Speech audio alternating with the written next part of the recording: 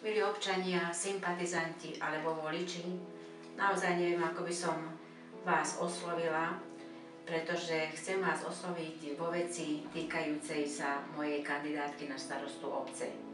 Keď som sa o túto funkciu uchádzala ako nezávislá občianska kandidátka, tak pred volebným programom som uviedla aj môj predpoklad o tom, ako budete reagovať na moju kandidátku. Bola som presvedčená, že viacerým bude vadiť to, že som ako dôchodkyňa, i keď, tak ako som tam napísala, nemyslím si, že dôchodca by nemohol byť už v tomto smere aktívny.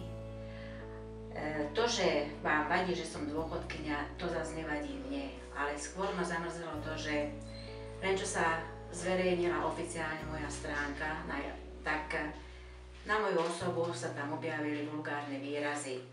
Myslím si, že treba skritizovať a konkrétne, ale osloviť človeka takýmto nevhodným spôsobom, to je nielen teda nevhodné, ale myslím si, že čo sa týka mojej osoby, bolo mi to aj dosť ľúto. Aj to však beriem, pretože každý sme nejaký, ale chcela by som konečne povedať ten pravý dôvod, prečo som sa rozhodla uchádzať do funkciu starostky. Starostovia a dôchodcovia sú v rámci celého Slovenska v mnohých obciach, a dokonca nedaleko obci Lúčky starosta ako dôchodca kandiduje už 3. volebné obdobie. A keď sme sa spolu rozprávali, ani raz ho niekto takýmto vulgarizmom nenazval.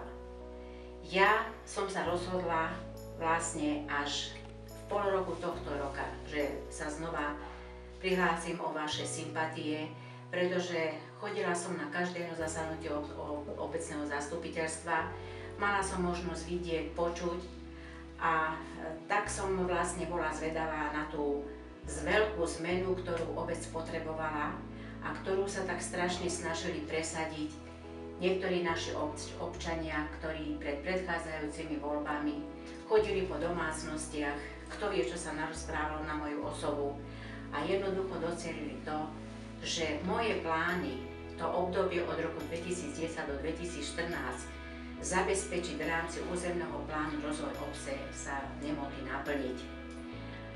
A to je vlastne ten dôvod, prečo som si pomyslela, že ešte sa hádam niečo s pozemkov, ktoré sú súčasťou územného plánu zachrániť dá. A ak dostanem vašu dôveru, tak niečo v tom smere sa pokúsim urobiť, hoci, tak ako som to napísala aj vo volebnom programe, veľa z tých pozemkov je už v rukách vlastníkov a bude problém z tej výmery postaviť nejaké tie nájomné byty, rozvíjať individuálnu bytovú výstavbu, respektíve sa usilovať o nejaké ubytovanie pre seniorov. Hoci som vo funkcii 20 rokov, môžem vám povedať, že ani raz som nereagovala takým spôsobom ako táto skupina našich občanov. Boli sme aj 5 kandidáti niektoré volebné obdobie. Môže každý jeden povedať, že nebola som ani za jedným, aby nekandidovala. Rešpektujem to, že každý, kto má 25 rokov, sa o túto funkciu uchádzať môže a závisí len na ňom, ako si zváži svoje schopnosti, či teda má na túto funkciu alebo nemá. Takže tento spôsob, to som skutočne v našej obci za 20 rokov môjho fungovania vo funkcii starostky, ale aj 20 predchádzajúcich rokov vo funkcii poslankyne v tom čase miestneho národného výboru nezažila. Čiže toto je dôvod, nie že ako dôchodkyňa, ktorá mám dôchodok, idem hádam niekoho pripraviť o peniaze, pretože keď som neprešla v predchádzajúcich voľbách a išla som do predčasného dôchodku, tak niektorí moji známi alebo aj moji bývalí kolegovia sa ma pýtali, či som nechcela ísť niekde učiť. Sama som vtedy povedala, že nie, pretože sú mladí kandidáti, absolventi, učitelia, tí nemajú miesto, ale myslím si, že funkcia starostu obce je o niečom inom. Takže je to tak, som dôchodkyňa a znova prizvukujem, nežiadam, neprosím o hlasy, ak si myslíte, že by som mohla niečo ešte urobiť.